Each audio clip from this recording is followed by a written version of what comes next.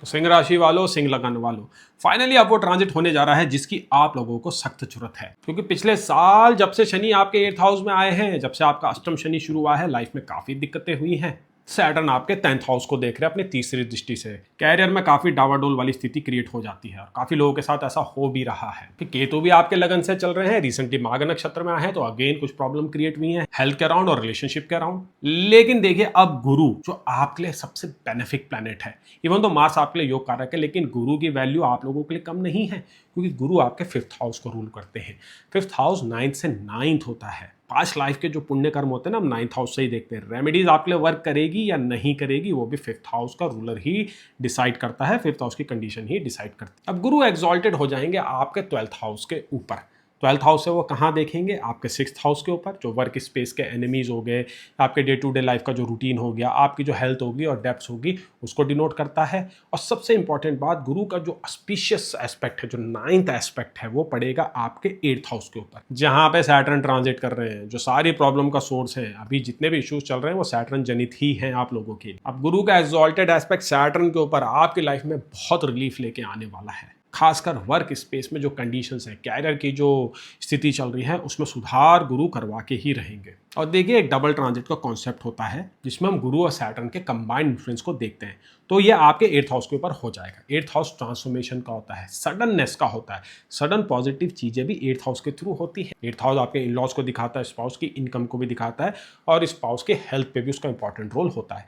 Marriage के लिए बड़ा इंपॉर्टेंट हाउस होता है। तो गुरु इन सभी एरिया में एक्सॉल्टेड होते ही आपको रिलीफ देने वाला है। और गुरु जिस हाउस में एक्सॉल्टेड हो रहे हैं, जो 12वां घर है, वो आपके खर्चों का होता है, स्लीप का होता है, टेंशन्स का होता है, अब्रॉड रेजिडेंस का होता है, अब्रॉड के एक्सपीरियंस का होता है, और आपके माइंडसेट का होता है। गुरु यहाँ पे अच्छे और पॉजिटिव इंपैक्ट क्रिएट करेंगे आप लोगों के लिए। गुरु का एस्पेक्ट आपके 4th हाउस में पड़ रहा है, जो रेजिडेंस का होता है, इंटरनल पीस का होता है, घर के माहौल का होता है। तो यहाँ पे भी आराम आएगा। विदेश अगर आप सेटल होना चाहते हैं, तो बहुत अच्छी विंडो आप लोगों के लिए शुरू होने वाली है। ओवरऑल ये ट्रांजिट काफ़ी बदलावों का है और एक नई शुरुआत आप लोगों को देने वाला है। 150 दिन का है ये ट्रांजिट, और हर दिन इस ट्रांजिट के इंपॉर्टेंट होने वाले हैं। हॉरोस्कोप में बैकड्रॉप में हर दिन कुछ ना कुछ चीज़ें हो रही होंगी और विजिबली आपकी लाइफ में वो इम्पैक्ट भी क्रिएट करेंगी। इसलिए आप इन प्रिडिक्शंस को जरा ध्यान से सुनिएगा, क्योंकि नक्षत्र लेवल में मैं प्रिडिक्शंस करने वाला हूँ। देखिए, हर ग्रह की तरह गुरु भी जब आपके कर्क राशि में ट्रांजिट करेंगे तो डिफरेंट नक्षत्र से विचरण करेंगे। पहले 16 दिन यानी 2 जून से लेकर 18 जून के बीच में गुरु पुनर्वसु के चौथे पदा में रहेंगे। पुनर्वसु गुरु का ही नक्षत्र है, और चौथे पदा में गुरु नमांश में एक्सॉल्टेड हो जाते हैं। यानी एक्सॉल्टेड वर्गोत्तम का एक्सपीरियंस आप लोगों को मिलने वाला है, और कहाँ पे? वो भी 12वें घर में। और ये जो 16 दिन की अवधि है ना, ये काफ़ी छोटी है, लेकिन इनफ है कि आपकी लाइफ में कुछ एक सडन अपॉर्चुनिटी वो लेके आए, क्योंकि गुरु इस नक्षत्र में, इस नक्षत्र के पदा में मैनिफेस्टेशन वाला जो फैक्टर कैरी करता है। चीज़ें होने लग जाती है, पास में आपने कोई बीज बोए थे, कोई कर्म करे थे, कोई इन्वेस्टमेंट करी थी, वो रंग दिखाने लग जाती है। सडन गेन्स होते हैं, सडन अपॉर्चुनिटीज आती है, सडनली चीज़ें आपके फेवर में काम करने लग जाती है। कोई लॉजिक यहाँ पे काम नहीं करता, बस मैजिक और मैनिफेस्टेशन वाली वाइब होती है। यही तो अभी आप लोग चाहते हैं कि कोई एक मौका आए, आप जॉब चेंज कर सके, या तो कोई एक नई जॉब आपको मिल जाए। तो इस प्रकार की जो आपकी इच्छाएं हैं वो पूर्ण हो सकती है। बहुत कुछ डिपेंड करेगा आपकी महादशा, अंतरदशा और हॉरोस्कोप के फैक्टर्स के ऊपर, लेकिन ये पीरियड इतना कैपेबल है कि आपके लाइफ में एकदम से इंस्टेंट चेंज लेके आ सकता है। तो पहले 16 दिन आप प्रेयर्स कीजिए, रेमेडीज कीजिए और अलाइन हो जाइए इस ट्रांजिट की एनर्जी के साथ। फिर उसके बाद 18 जून से लेके 19 अगस्त के बीच में गुरु का रियल एक्सॉल्टेशन का एक्सपीरियंस आप लोगों को मिलेगा, क्योंकि गुरु आ जाएंगे पुष्य नक्षत्र में, जिसको सैटर्न ही रूल करते हैं। और देखिए, वीडियो की शुरुआत में मैंने आपको बता ही दिया था कि आपकी जो भी एग्जिस्टिंग प्रॉब्लम चल रही है वो ज़्यादातर सैटर्न द्वारा ही जनित है। तो गुरु का सैटर्न के नक्षत्र में आना, वो सैटर्न की जो ग्रिप आपके ऊपर है उसको भी कम कर देगा। अब पुष्य ही वो नक्षत्र है जहाँ पे गुरु रियल फॉर्म में एक्सॉल्टेड होते हैं। ये वो नक्षत्र है जिसमें गुरु के एक्सॉल्टेशन की एनर्जी बसती है। बहुत ही प्योर नक्षत्र है ये, बहुत ही जो है अमेजिंग नक्षत्र है ये। तो गुरु के पुष्य नक्षत्र में आते ही सबसे पहले इंपैक्ट पड़ेगा आपके माइंडसेट के ऊपर। जो अभी आपकी चिंताएं चल रही हैं, जो घबराहटें आपको हो रही है, जो एंशियसनेस आपको होती है, उसमें कमी आएगी। स्लीप के पैटर्न्स आपके बेटर हो जाएंगे। डाइट की जो आपकी हैबिट है वो ठीक होने लग जाएगी। सुबह जब आप उठेंगे तो एक पॉजिटिव माइंडसेट के साथ उठेंगे। अभी हाल फिलहाल में मुझे ऐसा लगता है कि जब आप उठते हैं तो थोड़ा एंशियसनेस आपको रहती है कि आज का दिन कैसे जाएगा, मेरा सीनियर मुझको क्या बोलेगा, वाइफ के साथ जो झगड़े चल रहे हैं वो कैसे रिजॉल्व होंगे। तो इस तरह की बातें आपको जो है अभी खा रही हैं अंदर ही अंदर, क्योंकि 12वां घर चिंताओं का ही होता है, हमारे माइंडसेट का होता है। तो गुरु एक्सॉल्टेड में उन चीज़ों में आपको हेल्प करने वाला है। और गुरु आपके एनवायरनमेंट में इतने पॉजिटिव चेंजेस ले आएगा कि आपका जो माइंड है ना बहुत पॉजिटिव वे में रिएक्ट करने लगेगा, क्योंकि इन दी एंड हम अपने एनवायरनमेंट की तरफ ही रिएक्ट करते हैं। एनवायरनमेंट में जो चल रहा होता है वैसा ही हमारा रिएक्शन भी होता है। तो गुरु आपके एनवायरनमेंट को फिक्स करने वाला है, लोगों का रवैया आपकी तरफ बेटर होने वाला है। सीने अगर आपको अभी तक बॉदर कर रहे थे, वर्क स्पेस में अगर एनिमीज थे, तो वो रिजॉल्व होने लगेंगे। अपॉर्चुनिटीज़ आपके पास आएगी, आपकी जो मेहनत है उसको जो है रिकॉग्नाइज किया जाएगा। दुश्मनों ने जो आपका लॉस किया था उससे आप कुछ रिकवरी भी करने वाली है। एक समझौता भी आपका अपने अपोनेंट के साथ होने वाला है। कई बार देखिए जीतना जरूरी नहीं है, समझौते का भी आपको सहारा लेना पड़ता है। गुरु ऐसा प्लैनेट है जो कई बार जिताता नहीं, समझौता कराता है। वो चीज़ करवाता है जिसमें समझदारी है, जिसमें लॉन्ग टर्म ग्रोथ है। तो अगर आपका लीगल इशू चल रहा है, कोई वाद विवाद चल रहा है, तो कॉम्प्रोमाइज़ करने की कोशिश कीजिएगा। ज़्यादा समय आप उसके ऊपर वेस्ट मत कीजिएगा। आपको लाइफ में आगे बढ़ना है। 2026 के एंड में आते आते ना ये गुरु आपके लगन में आने वाले हैं। 2027 में अधिकतर समय गुरु आपके लगन में रहेंगे, तो आपका पॉजिटिव टाइम शुरू होने वाला है। उसके जो बीज हैं, उसका जो आधार है, गुरु एक्सोलेशन में डलवाएगा, चीज़ें इंप्रूव होने वाली है। अब्रॉड से जो आपके लेन देन चल रहे हैं, अब्रॉड में अगर आप सेटल होना चाहते हैं, एक्सपोर्ट इंपोर्ट का अगर आप काम करते हैं, अगर उसमें नुकसान हो रहा था तो गुरु वो भरपाई कराने वाले हैं। गुरु वो एनवायरनमेंट क्रिएट करेंगे, वैसा आपको विचार देंगे, वैसी स्ट्रेटजी बनवाएंगे जो आपके बिजनेस को हेल्प करेंगी। अगर आप लोकेशन चेंज करना चाहते हैं तो वो भी हो सकता है, घर चेंज करना चाहते हैं तो वो भी होते हुए दिखाई दे रहा है। अब लोन के अराउंड देखिए, यहाँ पे एक सिग्निफिकेशन बड़ी जबरदस्त तरीके से आ रही है, क्योंकि 6th हाउस लोन का होता है और 12वां घर खर्चों का होता है। तो गुरु के एक्सॉल्टेड होते ही आप एक ऐसा खर्चा करने वाले हैं जो आपके बेनिफिट के लिए होगा, आपकी ग्रोथ के लिए होगा। जैसे घर लेना या घर बदलना या गाड़ी लेना या ट्रैवलिंग पे जाना। जी हाँ, क्योंकि 12th हाउस ट्रैवलिंग से भी जुड़ा होता है। तो आप अपने लव पार्टनर के साथ, अपने फ्रेंड्स के साथ, अपनी फैमिली, अपने स्पाउस के साथ ट्रैवल करते हुए दिखाई दे रहे हैं। काफी इंजॉयबल एक्सपीरियंस आप लोगों का होने वाला है। आपकी ना डिजायर भी बढ़ेगी नए नए एक्सपीरियंस लेने की, क्योंकि सैटर्न 8th हाउस से पॉजिटिव वे में एक्ट करेंगे, रिएक्ट करेंगे। ट्रांसफॉर्मेशन वाली एनर्जी आप कैरी करने वाले हैं, जिस कारण आपके लुक्स में भी बदलाव आएंगे। इवन आपके जो कलर की चॉइसेस है, जो फूड की चॉइसेस है, जो परफ्यूम की चॉइसेस है, वो भी बदल सकती है। तो गुरु का ये एक्सॉलेशन पुष्य नक्षत्र में आपकी पर्सनैलिटी में बहुत ज़्यादा बदलाव लाएंगे। ये बदलाव आपके माइंडसेट में भी होंगे, आपके काम करने के तौर तरीकों में भी होंगे, आप कैसे चीज़ों को अप्रोच करते हैं, कैसे दुनिया को देखते हैं, वहाँ भी होंगे। और फिजिकल अपीयरेंस के अराउंड भी चेंज होंगे। स्टेटस आपका बढ़ेगा, आप खुद चाहेंगे कि अब मेरा स्टेटस अपग्रेड हो। लियो राशि है आपकी, लियो लगन है आपका। आप लोग वैसे भी थोड़े फ्लैशी होते हैं, मेटेरियलिस्टिक चीज़ों की तरफ आपका ध्यान थोड़ा सा ज़्यादा जाता है। इसी मेटेरियलिस्टिक इवेंट के अराउंड, मेटेरियलिस्टिक डिजायर के अराउंड एक ट्रांजिट हो रहा है जून के महीने में 8 तारीख को। जून की 8 तारीख को वीनस गुरु को ज्वाइन कर लेंगे। 12वां घर लग्जरी में इंपॉर्टेंट रोल प्ले करता है। वीनस आपके लिए बड़ा ही इंपॉर्टेंट प्लैनेट है। वीनस आपके लिए 3rd हाउस लॉर्ड है, आपके लिए 10th हाउस लॉर्ड है। वो 12th हाउस में जब गुरु के साथ जुड़ेंगे तो एक एक्सपोजर आपके ऊपर आएगा, आपके परफॉर्मेंस को लोग सराहने लगेंगे। अगर आप एंटरटेनमेंट इंडस्ट्री में, आपके अंदर आर्टिस्टिक टैलेंट है, तो आपके लिए बड़ा इंपॉर्टेंट होने वाला है ये ट्रांजिट। इवन स्टूडेंट्स के लिए भी ये ट्रांजिट इंपॉर्टेंट होगा, क्योंकि ये दोनों प्लैनेट जो वैदिक एस्ट्रोलॉजी के टॉप 2 बेनिफिक प्लैनेट है, आपके 6th हाउस ऑफ कंपटीशन को देखेंगे। एग्जाम्स क्रैक करने के लिए काफ़ी इंपॉर्टेंट समय है ये, काफ़ी बेनिफिक इन्फ्लुएंस आपको पड़ने वाला है, क्योंकि वीनस आपके कैरियर को कंट्रोल करते हैं, 10th हाउस लॉर्ड है, तो कैरियर की ओपनिंग होने वाली है, पहली जॉब आपकी लग सकती है। तो अगर आप उस एज ग्रुप में हैं जो अभी जॉब की तलाश कर रहे हैं, रिसेंटली कॉलेज से निकले हैं, तो वीनस के ट्रांजिट का इंतजार कीजिए, जो होगा जून की 8 तारीख को। लेकिन जो वो ट्रिगर होगा ना, वो होगा 18 तारीख से, जब गुरु पुष्य नक्षत्र में आ जाएंगे। आई नो काफ़ी कॉम्प्लिकेटेड हो रही है चीज़ें, इसलिए मैंने नीचे टेक्स्ट में भी बहुत कुछ लिखा हुआ है।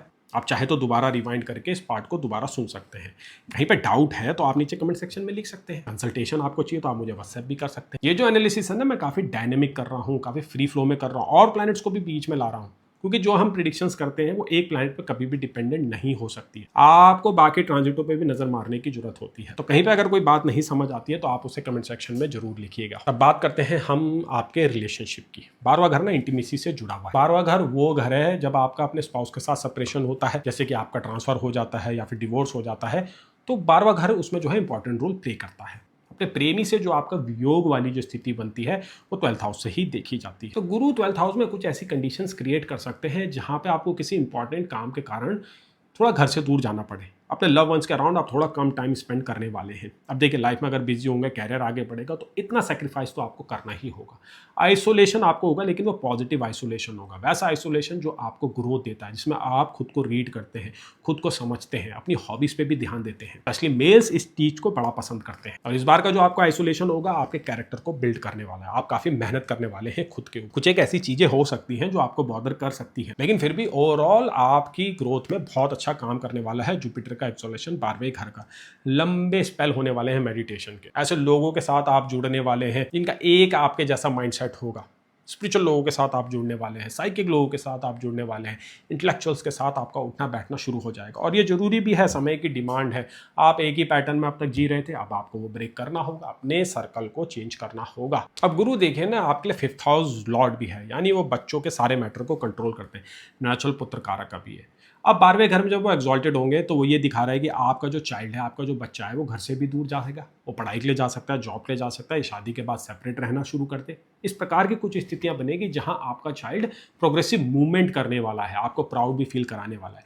चाइल्ड बर्थ अगर आप प्लान कर रहे हैं या आप रिसेंटली मदर बने हैं या फादर बने हैं, ये फेज बड़ा इंपॉर्टेंट होगा, क्योंकि 5th हाउस लॉर्ड एक्सॉल्टेड हो रहा है और 12वें घर में कनेक्शन बन रहा है। 12वें से वो 6 में देख रहे हैं, 8 में देख रहे हैं, 4th में देख रहे हैं। ये सारे ही हाउस ना डेवलपमेंट में बड़े इंपॉर्टेंट होते हैं, क्योंकि मोक्ष ट्राइन यहाँ पे कनेक्टेड हो रहे हैं।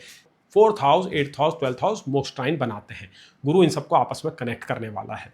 तो जो ये बच्चे बढ़ रहे होते हैं ना, जो रिसेंटली बॉर्न हुए होते हैं, उनके लिए ये पीरियड बड़ा इंपॉर्टेंट हो जाता है। पुराने जो हमारे संस्कार हैं, पुरानी जो आपकी जो याददाश्त होती है, पूर्वजों के जो गुण होते हैं, जो कर्म होते हैं, वो हमारी लाइफ में एंटर करना शुरू कर देते हैं। चीज़ें अंदर ही अंदर बदल रही होती हैं। ऐसे समय में काफ़ी आपको ध्यान करना होता है, दक्षिणा करनी होती है, क्योंकि 12वां घर डोनेशन से जुड़ा हुआ है। तो गुरु से जुड़े हुए आइटम डोनेट कीजिएगा अपने चाइल्ड की वेलबींग के लिए। बाकी रेमेडीज भी मैं आपको आगे बताऊंगा, लेकिन ये चाइल्ड के बारे में मन में आया तो मैंने सोचा आपको मैं बता दूं। तो ओवरऑल गुरु के जो ये पहले 2 फेजेस हैं, 16 दिन वाले और उसके बाद 62 दिन वाले, ये काफ़ी पॉजिटिव हैं और इम्पॉर्टेंट हैं। इनमें जो भी इवेंट होंगे आपकी लाइफ को आगे तक वो इन्फ्लुएंस करने वाले हैं। अब मैंने जैसे बताया कि सारे ही ट्रांजिट, यानी ये गुरु का ट्रांजिट ओवरऑल पॉजिटिव तो नहीं है, कुछ ना कुछ कैच तो जरूर है। और वो कैच वाली जो स्थिति है ना, वो देखिए शुरू हो जाएगी आपकी 19 अगस्त से।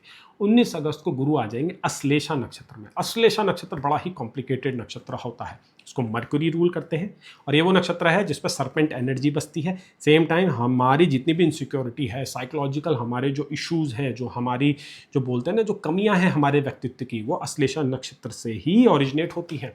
और आप लोगों के केस में अश्लेषा नक्षत्र 12वें घर में आता है। 12वां घर देखिए माइंडसेट का ही है, मेंटल हेल्थ का ही है। तो अश्लेषा के ऊपर अगर अफ्लिक्शन रही या हॉरोस्कोप में मरकरी के ऊपर अफ्लिक्शन रहा, तो आप लोगों की मेंटल हेल्थ ऑटोमेटिकली वीक होने लग जाती है, एंग्शियसनेस आपके अंदर आ जाती है। अब गुरु इस नक्षत्र के ऊपर आएंगे तो कुछ वर्क होने वाला है, कुछ पॉजिटिव इंपैक्ट होगा। फाइनल इंपैक्ट पॉजिटिव ही है, लेकिन जो प्रोसेस है वहां पे कुछ अनकंफर्टेबल चीजें आपको फेस करनी होगी। बिना डिस्कंफर्ट को फेस किए कोई भी इशू रिजॉल्व नहीं होते हैं, ये प्रकृति का ही नियम है। और गुरु एक्सोलेशन में फॉर्चुनेटली आपको बहुत अच्छे से गाइड करेंगे कि कैसे नेविगेट करना है। तो देखिए क्या होगा, पुराना कोई ट्रॉमा बाहर निकल के आ सकता है, पुराना कोई ऐसा व्यक्ति मिल सकता है, या पुरानी ऐसी कोई बात सामने निकल के आ सकती है जो इस पॉजिटिव मोमेंटम को जो अब तक बना रहा था उसमें कुछ अवरोध क्रिएट करे। कुछ आपने ऐसा काम किया होगा जो आपके सामने आएगा, कुछ ऐसी मिस्टेक करी होगी जो आपको फेस करनी पड़ सके, जिसकी कॉस्ट आपको देनी पड़े। तो जरूर उसको दीजिएगा भी, भागिएगा मत इस बात सिचुएशन से, प्रोक्रेस्टिनेशन मत कीजिएगा, वो फ्रीज स्टेट में मत जाइएगा जहाँ पे आप कोई एक्शन ही नहीं लेते हैं, बस सोचने लग जाते हैं। परफेक्शन की तरफ मत जाइएगा, एक्शन लीजिएगा और गुरु वो करवाएंगे भी आपसे, तभी आपको रिजल्ट भी आएंगे। और अगर आपने अश्लेषा का ये दौर पॉजिटिव वे में हैंडल कर लिया, गाइडेंस से इसको पार पा लिया, तो देखिए आप रेडी हो जाएंगे बहुत अच्छे रिजल्ट के लिए जो गुरु आगे आपको देने वाला है आपके लगन के ऊपर। तो जैसे ही गुरु अश्लेषा को हिट करते हैं, मेडिटेशन का रूटीन आप शुरू कर देना, रेमेडीज भी शुरू कर देना, same time guidance time to time लोगों से लेना। अपने को ओवर कॉन्फिडेंट नहीं करना है, इसका मैं आपको कारण बताता हूँ क्यों।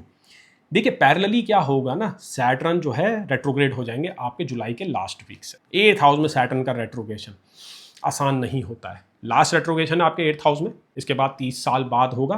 तो देखिए लास्ट वाला रेट्रोगेशन है, कुछ ना कुछ सिग्निफिकेंट इवेंट तो होंगे, कैरियर में कोई चेंजेस हो सकते हैं, अचानक से कोई बात निकल के आ सकती है। तो मुझे ये लगता है यहाँ पे जो अश्लेषा का जो पुरानी बात बाहर आने वाला जो संबंध है वो कैरियर से जुड़ा होगा।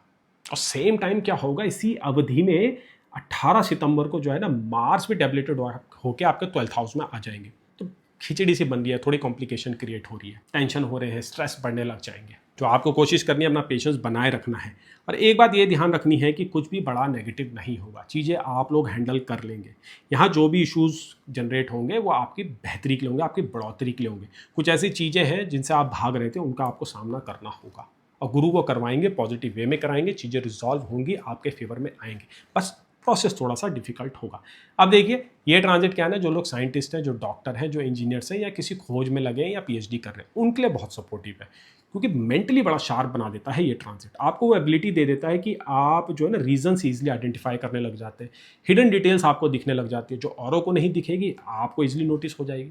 इसलिए अश्लेषा नक्षत्र वाले काफ़ी जो है डिसेप्टिव भी होते हैं, क्योंकि चीज़ों को बारीकी से समझने लग जाते हैं। रेगुलर चीज़ें उनको बिल्कुल भी पसंद नहीं आती हैं। तो ऐसा ही कुछ बिहेवियर और माइंडसेट आप लोगों का रहेगा। थोड़े थोड़े शांत से हो जाएंगे आप, लोगों को लगेगा आप खो रखे हैं, थोड़ा एटीट्यूड दिखा रहे हैं, लेकिन आपके माइंड में कुछ ना कुछ कैलकुलेशंस चल रही होंगी, कुछ ना कुछ प्लानिंग चल रही होगी।